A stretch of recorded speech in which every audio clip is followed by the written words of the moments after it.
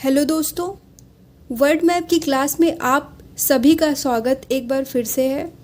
दोस्तों, world map की इस सीरीज में हमने एशिया के देशों की शुरुआत की थी, जिनमें सार्क संगठन के सदस्यों में हमने मालदीव, श्रीलंका, पाकिस्तान और अफ़गानिस्तान को पिछली वीडियोज़ में पढ़ा। अगर आपने उन वीडियो को नहीं देखा है तो ज़रूर एक बार देख लें। आज की इस क्लास में सार्क सदस्य और भारत के पड़ोसी देश नेपाल की चर्चा करेंगे। तो आइए वीडियो की शुरुआत करते हैं। दोस्तों, भारत और नेपाल का संबंध बहुत अच्छा है। यहाँ भारतीय लोग अबाध रूप से आवागमन करते हैं। इसके अलावा नेपाल और भारत के बीच वैवाहिक संबंध भी स्थापित हो जाए तो ये कोई बड़ी बात नहीं है। और तो और हमारे बीच रोजगार का भी संबंध रहता है। भारत के लोग नेपाल जाकर अपना व्यापार करते हैं, नेपाल के लोग भारत आकर अपना व्यापार करते हैं। लोग काम करने के लिए भी आते जाते रहते हैं भारत और नेपाल के बीच में। इसके अलावा वैवाहिक संबंध भी स्थापित होता है। तो कुल मिलाकर भारत और नेपाल का संबंध बहुत अच्छा है। नेपाल, जिसकी राजधानी काठमांडू है, नेपाल भी पूरी तरह पहाड़ है। जैसा कि हम लोग पहले भी पढ़ चुके हैं, अफ़गानिस्तान भी पूरी तरह पहाड़ था। अफ़गानिस्तान की तरह ही नेपाल भी पूरी तरह पहाड़ है। मैप में अगर हम देखें तो ये नेपाल का प्राकृतिक मैप है और ये राजनैतिक मैप है। मैंने पिछली वीडियोज़ में भी बताया था कि जो ब्राउन कलर का हमारे मैप में जो ब्राउन कलर का हिस्सा होगा वो पहाड़ को दर्शाएगा। जो इंडिया के पास के क्षेत्र हैं उनको छोड़कर बाकी सारा हिस्सा नेपाल का ब्राउन कलर का है, मतलब पहाड़ है। और मैप में ऊपर का हिस्सा ज़्यादा ब्राउन कलर का दिख रहा है और बीच वाला हिस्सा थोड़ा सा उससे कम ब्राउन है। इसका क्या मतलब है?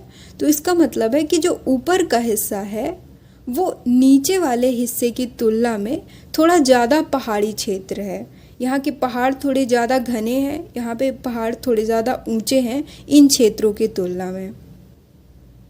अब चूँकि इधर वाले क्षेत्र के पहाड़ जो है वो ज़्यादा ऊंचे हैं इनकी तुलना में, इस वजह से यहाँ पे जो भी नदियाँ होती हैं वो भारत की ओर बहती हुई चली आती हैं, क्योंकि जैसे जैसे भारत का क्षेत्र आता है वो ऊंचाई में और नीचे होता जाता है। इधर के पहाड़ ऊंचे हैं, इधर के कम ऊंचे हैं। फिर यहाँ से आप देख रहे हैं ग्रीन कलर का है, ये मैदान हिस्सा है और उसके बाद भारत शुरू हो जाता है। तो यहाँ नेपाल के इस क्षेत्र से भारत की ओर ढलान है, जिसकी वजह से जितनी भी नदियाँ हैं जो नेपाल के हिमालय से निकलती हैं वो भारत की ओर बहती हैं। और इन नदियों में काली गंगा, गंडक, कोसी, गोमती, इस तरह की नदियाँ शामिल हैं।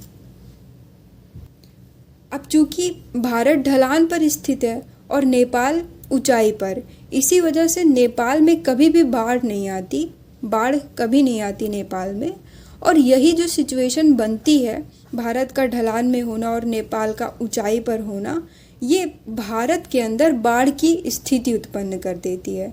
और भारत के कुछ क्षेत्रों में जो नेपाल से जुड़े हुए हैं वहाँ पर बाढ़ देखने को मिलता है। नेपाल में कभी बाढ़ नहीं आता क्योंकि पानी भारत आ जाता है। पहाड़ी क्षेत्रों की जनसंख्या ज़्यादा नहीं होती। तो पहाड़ी क्षेत्रों की जनसंख्या क्यों ज़्यादा नहीं होती?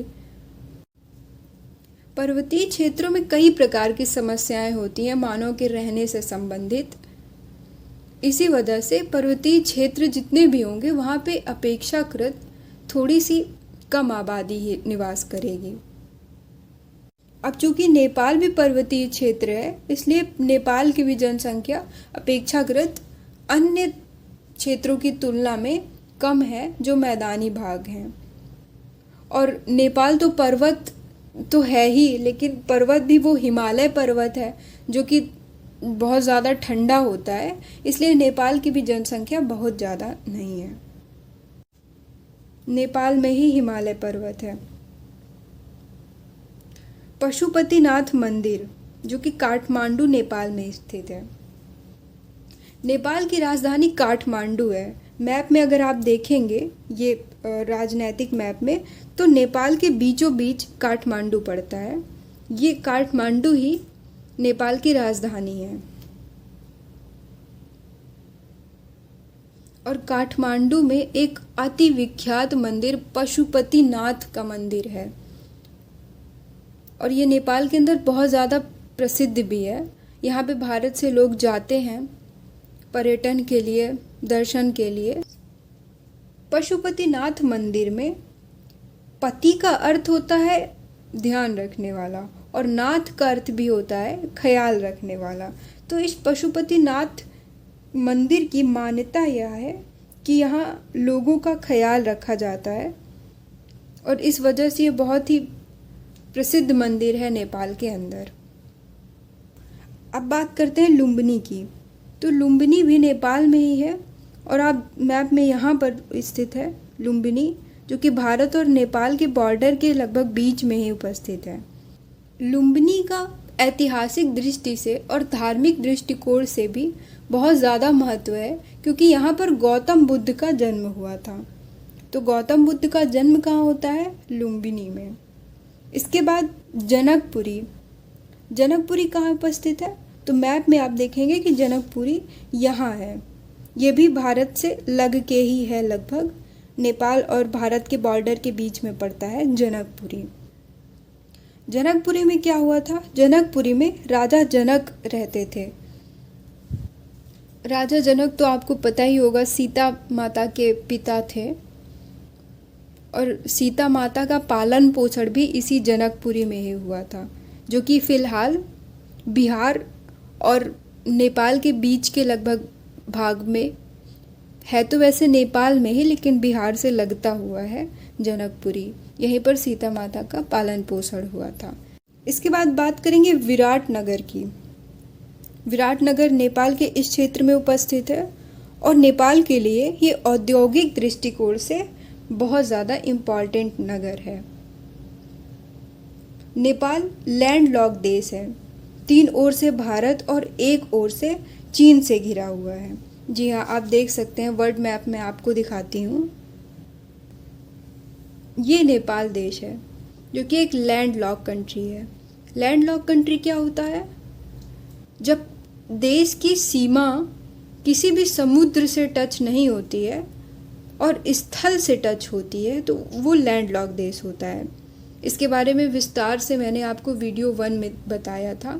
अगर आपने उसको नहीं देखा है तो ज़रूर से देख लीजिए। तो नेपाल लैंडलॉक हुआ क्योंकि नेपाल के 3 तरफ भारत है और 1 तरफ चीन है। तो इस तरह से, क्योंकि कोई भी समुद्री तट नेपाल से टच नहीं होता है, इसलिए ये एक लैंडलॉक कंट्री बन जाता है। दोस्तों, नेपाल लैंडलॉक कंट्री के साथ साथ बफर देश भी है। अब बफर देश क्या होता है? तो 2 बड़े देशों के बीच में एक छोटा सा देश बफर देश कहलाता है। भारत और चीन के बीच एक छोटा सा देश नेपाल है। तो ऐसी सिचुएशन में इस देश को बफर देश कहा जाता है। दुनिया का सबसे खतरनाक एयरपोर्ट लुकुवा एयरपोर्ट नेपाल में ही स्थित है। दुनिया का सबसे खतरनाक एयरपोर्ट ये क्यों है? क्योंकि ये मान लीजिए एयरपोर्ट का रनवे है, तो इसके एक तरफ ऊंची ऊंची पहाड़ियाँ हैं और दूसरे तरफ खाई हैं।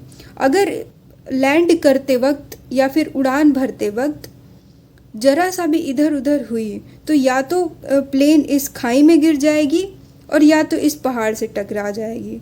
तो ऐसे सिचुएशन में जो पायलट होते हैं उनको एकदम सही समय पर यान को रोकना पड़ता है, और ये बहुत जिम्मेदारी पूर्वक काम होता है। इसी वजह से, ऐसी सिचुएशन होने की वजह से, खाई और पहाड़ की वजह से ही ये लुकुवा एयरपोर्ट दुनिया का सबसे खतरनाक एयरपोर्ट है। इसके अलावा नेपाल का एक अन्य महत्वपूर्ण एयरपोर्ट है त्रिभुवन। त्रिभुवन एयरपोर्ट कहाँ है? तो दोस्तों, त्रिभुवन एयरपोर्ट नेपाल में स्थित है। इसके साथ ही वर्ल्ड मैप की आज छोटी सी क्लास, जो कि नेपाल पर बेस्ड थी, ख़त्म होती है। और मैं आपको बता दूं, वर्ल्ड मैप की इस सीरीज़ का फ़ायदा आपको तभी पहुंचेगा जब आप पढ़ते वक्त वर्ल्ड के इस नक्शे को अपने पास रखें, क्योंकि जैसे जैसे मैं जिस देश को पढ़ाती जाऊंगी आपको उसकी लोकेशन पता चलती जाएगी। लेकिन अगर ये मैप आपके पास नहीं होगा पढ़ते वक्त तो आप समझ तो जाएंगे कि किस देश की क्या विशेषता है, लेकिन दिमाग में याद रखने में बहुत दिक्कतें आएंगी। तो अभी तक मैंने आपको भारत के पड़ोसी देशों के बारे में पढ़ाया, जिसमें श्रीलंका, पाकिस्तान, अफ़गानिस्तान, नेपाल और मालदीव ये शामिल थे। आगे की क्लास में हम पढ़ेंगे भूटान और बांग्लादेश को।